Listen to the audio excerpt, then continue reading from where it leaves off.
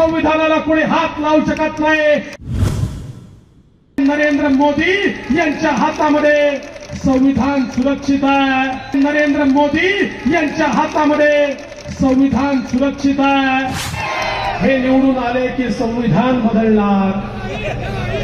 बंधू भगिनींनो, भारतरत्न डॉक्टर बाबासाहेब आंबेडकरांनी असं संविधान बनवलं आहे, कोणाच्या बापाचा बाप आला तरी जोपर्यंत सूर्य आणि चंद्र आहे तोपर्यंत या संविधानाला कोणी हात लावू शकत नाही। आणि नरेंद्र मोदी एक असे पंतप्रधान आहे ज्यांनी सांगितलं, मला गीता बायबल कुराण पेक्षा काही महत्वाचं असेल तर देशाचं संविधान आहे, कारण या संविधानामुळेच चहा वाटप करणाऱ्याचा मुलगा आज देशाचा पंतप्रधान आहे। हे मानणारे नरेंद्र मोदी यांच्या हातामध्ये संविधान सुरक्षित आहे।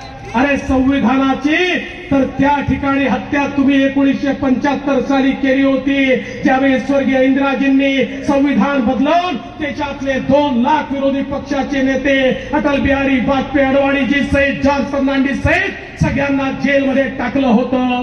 आणि म्हणून या नाटकबाजांच्या नाटकाला आता कोणाचाही प्रतिसाद मिळत नाही। या नाटकबाजांची नाटकं खूप वर्ष आपण सहन केली। आता लोकांना माहिती आहे, लोकांना विकास हवाय, सामान्य माणसाला विकास हवाय, आमच्या युवकांना हाताला काम हवाय। बंधू भगिनींनो, आज ज्यावेळेस